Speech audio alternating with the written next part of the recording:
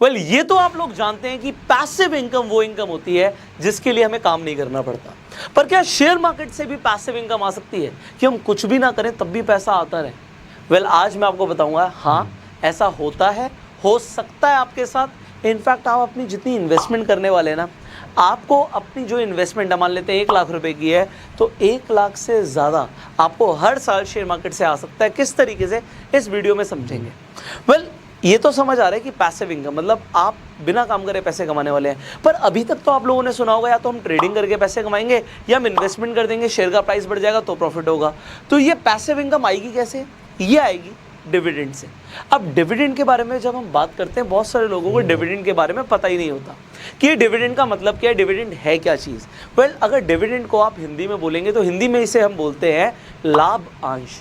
लाभ अंश का मतलब क्या हो गया? प्रॉफिट का एक हिस्सा। सो अगर मैं डिविडेंड को बोलूं कि कंपनी आपके साथ एक प्रॉफिट शेयरिंग कर रही है तो ये बिल्कुल सही होगा। अब बहुत सारे लोग डिविडेंड्स के बारे में सुनते हैं, एक्साइटेड हो जाते हैं और वो डिविडेंड पेइंग कंपनीज के अंदर इन्वेस्टमेंट करने लग जाते हैं, जो कि एक सही तरीका नहीं है। आपको कभी भी इन्वेस्टमेंट करनी है ना तो डिविडेंड देखकर मत कीजिए। मैं बिल्कुल भी ये देखकर नहीं करता इन्वेस्टमेंट कि कंपनी डिविडेंड कितना दे रही है, भले ही वो बहुत अच्छा डिविडेंड दे रही हो, पर मुझे ये देखना है कि क्या इस कंपनी में ग्रोथ है। क्योंकि जो मेरा मेन फोकस है ना इन्वेस्ट करने का, वो ये है कि कंपनी के शेयर जो है उसका प्राइस बढ़े, कंपनी की इंट्रिंसिक वैल्यू बढ़े, कंपनी ग्रो करे। तो उसका आज मान लेते हैं अगर 100 रुपये का भी शेयर का प्राइस है, तो यहाँ पर अगर कंपनी ग्रो करती है तो वो 500 का भी हो सकता है और 5000 का भी हो सकता है। सो अल्टीमेटली मेरा फोकस क्या है कि कंपनी ग्रो करे। बट अब मेरी इन्वेस्टमेंट्स थोड़ी सी डाइवर्सिफाइड है, तो कई कंपनी से मुझे लगातार डिविडेंड्स आते हैं। अब महीने के लाखों रुपए की डिविडेंड की इनकम आती है, क्योंकि पोर्टफोलियो डिसेंट साइज़ का है, इसलिए अच्छी इनकम आ जाती है। बट मैं आपको बताने की कोशिश करूंगा, मेरे दिमाग में ये चीज़ है नहीं, बट जो मेरी इन्वेस्टमेंट है मुझे ऐसा लगता है आने वाले सालों में उसका एक बहुत सिग्निफिकेंट पोर्शन मुझे ऐसे डिविडेंड आ रहा होगा। और मैं आपको अभी ये प्रूव करके भी दिखाने वाला हूँ। तो अभी हम 2 चीज़ें समझेंगे। पहली बात तो डिविडेंड्स आपके लिए क्यों अच्छे हैं और इससे आपको पैसिव इनकम कैसे आएगी। दूसरी चीज़ हम ये समझेंगे कि ये डिविडेंड आपके लिए ट्रैप भी हो सकते हैं। ट्रैप इन द सेंस आपको डिविडेंड दिखाते हुए जाल में फंसाया जा सकता है। तो ये वीडियो बहुत ही ज़्यादा वैल्यूएबल है, आप बने रहिए, बहुत कुछ सीखने को मिलेगा। तो सबसे पहले डिविडेंड्स को जब हम समझ रहे हैं तो इसे कुछ इस तरीके से भी समझिए। अगर एक कंपनी का मालिक भी है, तो जो मालिक भी है कंपनी का प्रमोटर हो सकता है वो। अगर मैं प्रमोटर की बात करूँ तो जो कंपनी का प्रमोटर है उसे 2 तरीके से कंपनी से पैसा मिल सकता है। एक तरीका है कि उसे सैलरी मिलेगी कंपनी से। अब सैलरी का मतलब ये हो गया जो भी वो चाहे कंपनी से ले सकता है। अब बहुत सारे आपने ऐसे लोग सुने होंगे जो कहते हैं जी हम तो सैलरी नहीं लेते, या कई सारे ऐसे भी CEOs हैं, फाउंडर्स हैं जो कहते हैं हम 1 रुपये की सैलरी लेते हैं या $1 की सैलरी लेते हैं। तो अब बात आती है कि अगर वो सैलरी नहीं लेते तो कमाएंगे कैसे। दूसरा तरीका होता है कि वो डिविडेंड से कमा सकते हैं।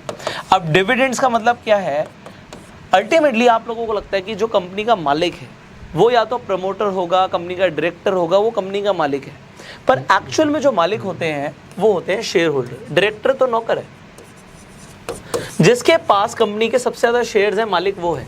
अगर आपको ऐसी गलतफहमी है कि कंपनी जिसने शुरू करी मालिक वही होता है, तो मैं आपको एक एग्जांपल देना चाहूँगा। एप्पल कंपनी जिसे शुरू किया था स्टीव जॉब्स ने, उन्हें एप्पल कंपनी से बाहर निकाल दिया गया था। अब सोचिए पावर किसके हाथ में? पावर कंपनी के फाउंडर के हाथ में नहीं है, डायरेक्टर के हाथ में नहीं है, पावर है शेयर होल्डर के हाथ में। जिसके पास सबसे ज़्यादा शेयर्स हैं, डिसीजन मेकिंग उसके पास है। इनफैक्ट अगर आप भी किसी कंपनी में शेयर होल्डर हो तो आपको ईमेल्स आते होंगे ई-वोटिंग के कि आप कंपनी में डिसीजन मेकिंग में पार्टिसिपेट कर सकते हो, क्योंकि आप कंपनी के मालिक हो। अगर आपके पास किसी कंपनी का शेयर है तो शेयर का मतलब हो गया कि आपके पास उस कंपनी का एक हिस्सा है। अगर आपके पास शेयर होल्डिंग बहुत ज़्यादा है तो अल्टीमेटली वो कंपनी आपकी हो जाती है। अब यहाँ पर दूसरा तरीका जो है डिविडेंड्स, वो किस तरीके से एक्ट करता है। एग्जाम्पल, एक कंपनी ने 100 करोड़ रुपए कमाए। अब 100 करोड़ के बाद वो टैक्स देगी। अब कंपनी के ऊपर कॉर्पोरेट टैक्स जो लगता है वो 25% का लगता है, प्लस सरचार्ज होता है, सेस होता है, तो वो कंपनी ने पे कर दिया।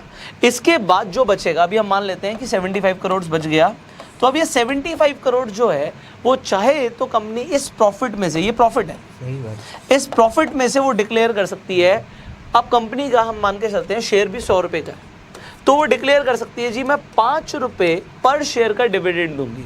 अगर वो कहती है मैं 5 रुपये पर शेयर का डिविडेंड दूंगी, साल में एक कंपनी कितनी भी बार डिविडेंड दे सकती है?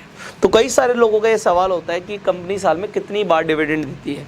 ये कंपनी के ऊपर डिपेंड करता है, कंपनी के डायरेक्टर्स के ऊपर डिपेंड करता है कि वो कितनी बार डिविडेंड देना चाहते हैं। मैं आपको कुछ ऐसी कंपनीज दिखाऊंगा जो साल में 3 बार, 4 बार, 5 बार भी डिविडेंड देती है, मैं आपको भी दिखाने वाला हूँ। सो यहाँ पर अगर एक कंपनी ने 100 रुपये का शेयर प्राइस है, 5 रुपये डिविडेंड दिया। अब यहाँ पर तो हम देख रहे हैं कि कंपनी एक तरीके से 5% का डिविडेंड दे रही है, पर अगर आप इस तरीके से सुनेंगे, आपको न्यूज़ चैनल पे बताया जाएगा कि कंपनी 100% का डिविडेंड दे रही है, 200% का डिविडेंड दे रही है। अच्छा, स्टार्टिंग में कई लोग बिल्कुल ना मतलब यहाँ पर बेवकूफ़ बन जाते हैं इस तरीके का न्यूज़ सुन के कि कंपनी 200% का डिविडेंड दे रही है। इसका मतलब क्या है कि अगर कंपनी का शेयर 100 रुपये का है तो लोगों को क्या लगेगा 200% मतलब कंपनी 200 रुपये का डिविडेंड दे रही है। अगर कंपनी 100% का डिविडेंड दे रही है मतलब 100 रुपये का शेयर है तो 100 रुपये का डिविडेंड दे रही है, मैं खरीद लेता हूँ। पर क्यों बेवकूफ़ बन जाते हैं मैं आपको समझाता हूँ। कंपनी का जो डिविडेंड होता है, जब हम बोलते हैं 100% का डिविडेंड, ये शेयर के प्राइस पर नहीं होता, ये होता है फेस वैल्यू के ऊपर। अब ये फेस वैल्यू एक्चुअल में क्या होता है मैं आपको समझा देता हूँ। ये भी जब हम कंपनी की फॉर्मेशन करते हैं तो हमें एक शेयर की फेस वैल्यू रखनी होती है। अब मान लेते हैं शेयर की फेस वैल्यू 5 रुपये ही है, तो अगर शेयर की प्राइस 100 रुपये भी हो गई है बट उसकी फेस वैल्यू 5 रुपये है, तो ऐसा बोल सकते हैं लीगली कि आप 100% का डिविडेंड दे रहे हो। बट ये गलत है बोलना, लीगली तो ठीक है पर इस तरीके से समझना गलत है। आपको क्या समझना चाहिए कि कंपनी की डिविडेंड यील्ड कितनी है। अब ये यील्ड क्या होती है कि सालाना कंपनी अपने शेयर प्राइस का, ये सही तरीका है, सटीक तरीका ये है। ये गलत तरीका है देखने का कि कितने % डिविडेंड मिला। सही तरीका क्या कि आप डिविडेंड यील्ड देखिए। किसी भी शेयर का अगर आप प्राइस देखेंगे, मान लीजिए 100 रुपये है और उसका आपको डिविडेंड यील्ड दिखता है 10%, तो ये कैसे कैलकुलेट होता है कि पिछले साल कंपनी ने अपने शेयर के प्राइस के अकॉर्डिंग कितना % डिविडेंड दिया। अगर शेयर का प्राइस 100 रुपये है या पिछले साल 100 रुपये रहा और उसके हिसाब से कंपनी ने 10% का डिविडेंड दिया है, 10% डिविडेंड यील्ड है, तो ये क्लियर हो गया कि 10% का कंपनी ने डिविडेंड पे किया है, 10 रुपये कंपनी ने डिविडेंड दिया है। अगर आप किसी ऐसी कंपनी में इन्वेस्टमेंट कर देते हैं ये माइंडसेट रखते हुए कि भैया डिविडेंड यील्ड 10% या उससे ज़्यादा का है, तो 10 साल में तो मेरा शेयर ही फ्री हो जाएगा। वेल, ऐसा समझना गलत नहीं है, ऐसा हो सकता है। क्यों हो सकता है?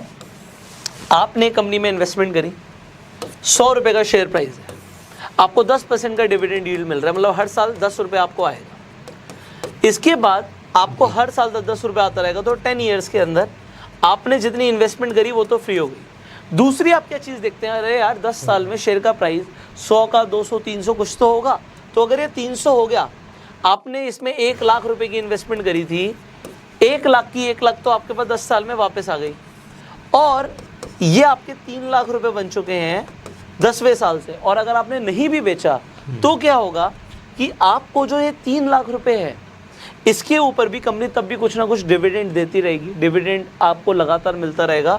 सो इसके बाद भी आपकी पैसिव इनकम बरकरार रहेगी। बट क्या ये सही तरीका है कि कंपनी जो 10% या 10% से ज़्यादा डिविडेंड दे रही है उसे देखकर बस हम इन्वेस्टमेंट कर दें? अब मैं आपको कुछ दिखाना चाहता हूँ, यहाँ से आपकी आंखें थोड़ी सी खुल जाएंगी। तो एग्जाम्पल के लिए अभी हम टिकर टेप पर जाएंगे। मैं अपनी, अगर आप कह सकते हो, स्टॉक एनालिसिस के लिए टिकर टेप को यूज़ करता हूँ, तो लिंक डिस्क्रिप्शन कमेंट बॉक्स में डाल दूंगा टिकर टेप का। आप चाहें तो खुद भी टिकर टेप को यूज़ कर सकते हैं। सो टिकर टेप पर हम आ चुके हैं। यहाँ पर देखिए, अभी एग्जाम्पल के लिए मैंने इंडियन ऑयल कॉर्पोरेशन का यहाँ पर आपके सामने एनालिसिस हम करते हैं। यहाँ पे आपको शेयर का प्राइस दिख रहा है 71.15। अब आपको यहाँ पर जैसे आप ओवरव्यू पर जाते हैं, यहाँ पर ओवरव्यू पर ही यहाँ पर नीचे दिखता है डिविडेंड यील्ड 17.37% है। अभी जैसे मैं एग्जांपल दे रहा था कि कंपनी कितना % डिविडेंड दे रही है, 17% का। आपको कैसे दिखेगा? आप सिंपली यहाँ पे इवेंट्स पे क्लिक कर दीजिए। ऑलराइट, अब आप यहाँ पर देखिए, यहाँ पे आपको 2 चीज़ दिखेंगी। एक तो जो अपकमिंग डिविडेंड्स होंगे उनकी भी इन्फॉर्मेशन आपको यहाँ पे मिल जाएगी कि नेक्स्ट अब कंपनी डिविडेंड कब देने वाली है।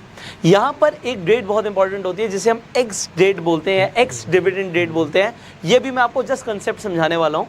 इससे पहले मैं आपको ये एक्स डिविडेंड के बारे में बताऊँ, डेट के बारे में। आप कंपनी के पास्ट डेट्स देख लीजिए। 2021 की अगर मैं बात करूँ तो यहाँ पे कंपनी ने 1 2 3 4 बार डिविडेंड दिया है एक साल में। अगर आप यहाँ पर देखें 7.5 रुपये पर शेयर का डिविडेंड फरवरी में अनाउंस हुआ, उसके बाद 3 रुपये पर शेयर, फिर 1.5 रुपये, 5 रुपये।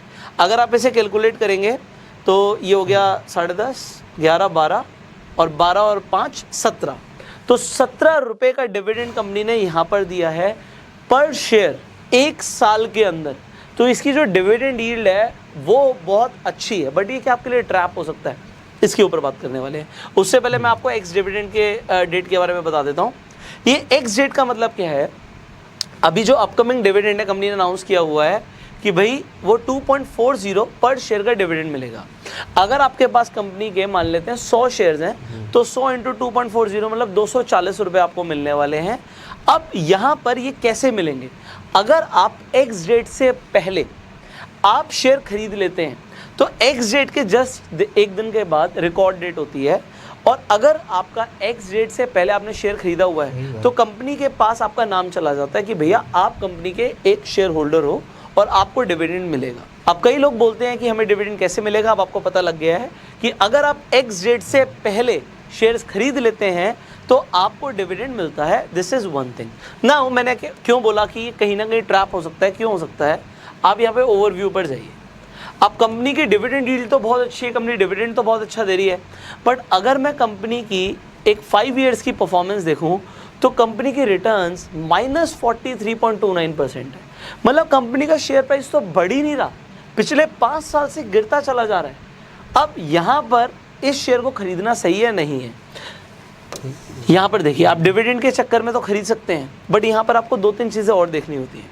कंपनी का मार्केट कैप है तकरीबन 99,907 करोड़, मतलब 1 लाख करोड़ रुपए आप मान लीजिए, और कंपनी के ऊपर कर्जा है 1,16,000 करोड़ का। अब लगभग अगर एक मैं कैलकुलेशन करूं 1,16,000 करोड़ का इंटरेस्ट ही 5,000 करोड़ से ज़्यादा का होगा, और कंपनी यहाँ पे 17% का डिविडेंड दे रही है। हज़ारों करोड़ रुपए का कंपनी डिविडेंड दे रही है, वो अपने कर्जे कम नहीं कर रही, which is not good. And इसी तरीके से आपके पास n नंबर ऑफ एग्जाम्पल्स हैं। मैं एक और एग्जाम्पल ले लेता हूँ। मान लेते हैं आप यहाँ पे कोल इंडिया लिमिटेड का एग्जाम्पल ले लीजिए। अब आप यहाँ पर देखिए, हम कोल इंडिया लिमिटेड की बात कर रहे हैं। अब आपकी नज़र सीधा जाएगी यहाँ पर कि जो मैंने अभी आपको बताया, एक तो डिविडेंड यील्ड 8.85% का, जो एक डिसेंट डिविडेंड यील्ड मानी जाती है। इसके बाद आप कहेंगे कि मार्केट कैप जो है 1,18,000 करोड़ का है और लगभग 5,900 करोड़ का कंपनी पे कर्जा, तो कर्जा तो कम है। अभी जो हम देख रहे थे कि कंपनी की मार्केट कैप से ज़्यादा कर्जा था, तो क्या सर हम इस कंपनी में इन्वेस्ट कर दें? आपको बहुत सारी चीज़ें देखनी होती हैं। कंपनी का फ्यूचर प्रोस्पेक्ट आपको क्या दिखता है? अब जो इंडिया है वो क्लीन एनर्जी प्रोड्यूस करने की तरफ जा रहा है, तो कोल इंडिया का अगर मैं 5 ईयर्स का परफॉर्मेंस देखूं तो इसने 22% की नेगेटिव रिटर्न्स दिए, मतलब इसका शेयर प्राइस नहीं बढ़ा है। ऐसा नहीं कि कंपनी बिजनेस नहीं कर रही, इसका अर्निंग पर शेयर, कंपनी की कमाई हो रही है, ये 28.17 का है। इसका पी भी जो आप देखेंगे, पी रेशियो 6.82 का है, वो सब सही है। बट ओवरऑल जो कंपनी का शेयर का प्राइस है, मार्केट और ज़्यादा पी से दे सकता था। क्यों दे सकता था? कि अगर कंपनी का फ्यूचर बहुत अच्छा होता, मान लेते हैं यहाँ पर कोई ऐसा शेयर होता, जैसे कि कोई टेस्ला की बात करें, तो टेस्ला बहुत ज़्यादा पी पे चल रहा है क्योंकि फ्यूचर में ऐसा लगता है कंपनी बहुत ज़्यादा आउट परफॉर्म कर सकती है। बट कोल इंडिया का फ्यूचर कितना अंधकार में है और कितनी रोशनी में है, ये इस चीज़ पे डिपेंड करता है कि कंपनी करती क्या है। अगर वो कोल का बिजनेस कर रही है तो हो सकता है आने वाले टाइम में हम कोल के ऊपर बहुत ज़्यादा डिपेंडेंट ना हो। पिछले 1 साल में 33% के रिटर्न्स हैं, बट उसके बावजूद भी ये 5 साल से लगातार शेयर गिर ही रहा है। पिछले 1 साल में इसने थोड़ी बहुत ग्रोथ दिखाई है। तो आप इन्वेस्टमेंट करेंगे, उसके लिए आपको बहुत सारी चीज़ें देखनी है। अब डिविडेंड को देखकर ही इन्वेस्ट करना है या नहीं करना, ये आपको समझ आ गया। अब मैं क्या करता हूँ मैं आपको बताता हूँ। मुझे ये चीज़ ज़्यादा मायने रखती है कि कंपनी ग्रो कितनी करेगी। कई सारी कंपनीज हैं जो चाहे डिविडेंड थोड़ा कम देती हों, बट उससे फ़र्क नहीं पड़ता, कंपनी की ग्रोथ ट्रेजेक्टरी बहुत अच्छी होनी चाहिए। और अगर मेरी कैलकुलेशंस के अकॉर्डिंग कंपनी ग्रो करती है तो शेयर का प्राइस ही बढ़ जाएगा। तो आप 2 तरीके से कमा सकते हैं यहाँ पर। एक तो शेयर का प्राइस हो जाए, जिसे हम एसेट एप्रिसिएशन कहते हैं। अगर एसेट एप्रिसिएशन हो रहा है तो मैं तो कमाऊंगा ही।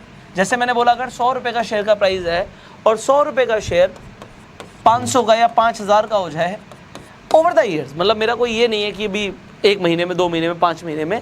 अगर मैं लॉन्ग टर्म की भी बात करूँ और शेयर का प्राइस बढ़ता है तो मेरे लिए अच्छा ही है।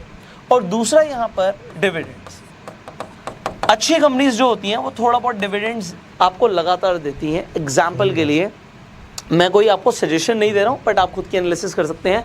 जैसे कि आप डाबर में इन्वेस्ट करते हैं, ब्रिटानिया में इन्वेस्ट करते हैं, आईटीसी में इन्वेस्ट करते हैं, तो ऐसी बहुत सारी इंडिया में कंपनी है, पिडिलाइट है, आपको टाटा स्टील मिल जाएगी जो अच्छे डिविडेंड्स पे कर रही हैं। बट आपको जब भी आप इन्वेस्टमेंट करें आपको अपनी एनालिसिस ज़रूर करनी है। यहाँ पर एक और एग्जाम्पल मैं ले लेता हूँ आईटीसी का। तो अब आईटीसी काफ़ी सारे लोगों का फेवरेट स्टॉक होता है। अब यहाँ पर आईटीसी के अंदर अगर आप देखेंगे तो पिछले कुछ टाइम से 1 साल के अंदर कंपनी ने 40% से ऊपर की रिटर्न्स दी हैं। इसका डिविडेंड यील्ड जो है तो वो 3.94% का है। अगेन अगर कंपनी ग्रो करती है तो यहाँ पे डिविडेंड यील्ड उतना मैटर नहीं करता, बट अगेन आईटीसी डिविडेंड्स अच्छे ही दे रही है, ये भी एक अच्छी डिविडेंड यील्ड मानी जाती है। अगर कोई कंपनी 1% से कम दे रही है तो वो इनसिग्निफिकेंट हो जाता है। बट यहाँ पर अब एक और एस्पेक्ट है जो मुझे समझाना है आपको, कि जब भी कंपनी देगी आपको डिविडेंड तो होगा क्या, ये समझ लीजिए। जब भी कंपनी आपको डिविडेंड देगी, उसने अपने प्रॉफिट, आप कह सकते हैं अपने खजाने से पैसा निकाल के दिया, तो कंपनी की तो वैल्यू कम हो गई। अगर एक कंपनी जैसे इंडियन ऑयल का एग्जांपल लेते हैं, तो अगर आप सिर्फ डिविडेंड सोच के, इवन आपको एक्स डिविडेंड डेट के बारे में पता लग गया और आप सोच रहे हैं मैं तो बस एक्स डिविडेंड डेट से पहले खरीद लूँगा, डिविडेंड आ जाएगा बेच दूंगा, उसके बाद क्या होगा। आपको ये समझना है, जब भी कंपनी डिविडेंड देती है, कंपनी के शेयर प्राइस के अंदर आपको ज़्यादातर कंपनीज में दिखेगा कि डिविडेंड के बाद हल्का फुल्का करेक्शन आता है। अच्छी कंपनीज होती हैं, प्राइस रिकवर हो जाता है, बट ये जो करेक्शन आ रहा है ना, ये इसीलिए आ रहा है कि कंपनी की वैल्यू कम हो गई। कंपनी के पास मान लेते हैं 10,000 करोड़ है और 10,000 करोड़ में से उसने 2,000 करोड़ रुपए दे दिए, तो अब कंपनी के पास 8,000 करोड़ रुपए बचे। तो अगर 8,000 करोड़ बचे तो इसका असर इसके शेयर प्राइस पर ज़रूर आएगा। सो ये समझना भी आपके लिए इंपॉर्टेंट था। तो आई होप आज इस वीडियो के अंदर मैंने आपको डिविडेंड के बारे में काफ़ी कुछ बता दिया। अब एक कैलकुलेशन रह गई थी हमारी, वो बस मैं आपको बता देता हूँ कि मान लेते हैं आज आप 1 लाख रुपए आप इन्वेस्ट करते हैं, अलग अलग 10 स्टॉक्स के अंदर आपने इन्वेस्टमेंट कर रखी है, 10-10 हज़ार की आपकी इन्वेस्टमेंट है। तो आज हो सकता है आपको एक बहुत छोटा डिविडेंड आए, हो सकता है आपको जी मुझे तो सिर्फ 500 रुपये का डिविडेंड आया किसी कंपनी से, किसी से 200 का आया, तो आप कह सकते हो कि ये तो बहुत छोटा मुझे डिविडेंड आ रहा है, इससे क्या फ़र्क पड़ता है। एग्जाम्पल, अभी किसी ने मान लीजिए टाटा स्टील में इन्वेस्टमेंट किया होता, अभी टाटा स्टील ने रिसेंटली डिविडेंड पे किया है, तो 10,000 की इन्वेस्टमेंट पे आपको मोटा मोटा 400 रुपये का डिविडेंड आया होगा। तो अब मैं आपको क्या बताना चाहता हूँ, अगर आपको ये 400 रुपये, 200 रुपये, 500 रुपये छोटा लग रहा है, तो अभी के लिए आप ये समझिए आपकी जो इन्वेस्टमेंट है वो भी बहुत कम है। हो सकता है आपको लगे कि 1 साल में मुझे सिर्फ 1 लाख पे 4,000 रुपये का ही डिविडेंड आया है, पर मैं आपको ये बताना चाहूँगा जैसे जैसे आपकी होल्डिंग्स बनी हुई हैं, शेयर का प्राइस बढ़ रहा है, कंपनी प्रॉफिट ज़्यादा कमा रही है, तो आने वाले टाइम में कंपनी ज़्यादा डिविडेंड्स भी देगी। तो अगर कंपनी ज़्यादा डिविडेंड्स देगी तो इट कुड बी पॉसिबल कि आपको आने वाले कुछ सालों में जो आपका 1 लाख रुपए का इन्वेस्टमेंट है ना, 1 लाख का तो आपको डिविडेंड ही हर साल आ रहा हो। एंड ये थोड़ा सा मेरा विजन भी है, मैं डिविडेंड पे फोकस नहीं हूँ, बट यस, क्योंकि अच्छी कंपनीज में मेरी इन्वेस्टमेंट है, कंपनीज कुछ ना कुछ डिविडेंड देती रहती है, और मुझे पता है कि मान लीजिए एक मेरा पोर्टफोलियो अच्छा खासा बना हुआ है, तो ओवर द ईयर्स जो मेरा आज पोर्टफोलियो है उतना पैसा तो मुझे हर साल एज ए डिविडेंड ही आ जाएगा, जो कि बन जाएगी मेरी passive income. So I hope आपको एक कंसेप्ट समझ आ गया हो। मैंने आपको ये भी बताने की कोशिश करी कि किस तरीके से डिविडेंड आपके लिए ट्रैप हो सकते हैं। और अब एक सवाल और आ जाता है, मैं वो भी ले लेता हूँ, क्योंकि एक बार में कंप्लीट इन्फॉर्मेशन दे देते हैं। डिविडेंड पे टैक्स कितना लगेगा? कई सारे सवाल आएंगे, आपके कमेंट्स में आते हैं, तो उसी से मुझे पता लगता है कि इनके आंसर्स देने चाहिए। तो अब ये समझ लेते हैं, अगर आपको 5,000 से कम का डिविडेंड आएगा, कंपनी ने कैलकुलेशन करी और आपका डिविडेंड 5,000 से कम का बनता है, तो इसके ऊपर कोई भी टीडीएस नहीं कटेगा। टीडीएस का मतलब होता है tax deducted at source. But आज की डेट में जो लाइबिलिटी ऑफ टैक्स हो गई है वो इन्वेस्टर के ऊपर ही हो गई है। जिसने इन्वेस्टमेंट करी हुई है, जो शेयर होल्डर है, उसे ही टैक्स डिपॉजिट करना होता है। अब वो आप अपने इनकम स्लैब के हिसाब से करते हो। यहाँ पर 5,000 से कम है तो कंपनी टीडीएस नहीं काटेगी, बट अगर आपका डिविडेंड 5,000 से ज़्यादा बनता है तो आपको लगभग 10% का टीडीएस डिडक्ट करके कंपनी आपको पैसा भेजेगी, और उसके बाद आपको जो भी आपका टैक्स स्लैब है उसके अकॉर्डिंग टैक्स पे करना पड़ेगा। तो ये एक चीज़ हो गई, और ये डिपेंड करता है एक एक कंपनी पे, इंडिविजुअल कंपनी पे। तो आपकी अगर मल्टीपल इन्वेस्टमेंट्स हैं, किसी से 5,000 आने, किसी से 10,000 आने, किसी से 2,000 आने हैं, तो जहाँ से आपको 2,000, 4,000 या 5,000 से कम आने हैं, वहाँ पे आपका TDS नहीं कटेगा, बट 5,000 से ज़्यादा आने तो TDS कट जाएगा। उसके बाद अभी के लिए तो ये चीज़ है कि जो आपका डिविडेंड इनकम होता है वो आपकी अदर इनकम के अंदर आता है। तो जिस तरीके से जिस भी आप टैक्स स्लैब में आते हैं, आपको उसी तरीके से उस पर टैक्स भरना है। पहले काफ़ी सारी छूट थी। फाइनली टिकर टेप का लिंक डिस्क्रिप्शन कमेंट बॉक्स में, आप चाहें तो टिकर टेप का यूज़ कर सकते हैं अपनी स्टॉक एनालिसिस के लिए। ये वीडियो आपको कैसी लगी अपना लाइक करके प्यार दे के बताइए, एंड कमेंट्स में अभी भी कुछ सवाल है ज़रूर पूछिए। फाइनली आपके पास अगर अभी तक डीमेट अकाउंट नहीं है तो एंजल वन पर जाके आप फ्री में अपना डीमेट अकाउंट खुलवा सकते हैं। एंड अगर आपको स्टॉक मार्केट सीखना है तो यहाँ पर हमारे पास मल्टीपल कोर्सेज है from the top trainers in the industry. आप चाहें तो स्क्रीन पर जो नंबर आ रहा है इस नंबर पर कॉल करके कोर्सेज की जानकारी ले सकते हैं और इन कोर्सेज को ज्वाइन कर सकते हैं। I will see you in the next video. इस वीडियो को शेयर कीजिए जिससे ये वैल्यूएबल इन्फॉर्मेशन ज़्यादा से ज़्यादा लोगों तक पहुंचे। Okay, I will see you in the next video. Till that time you share this video and go self made.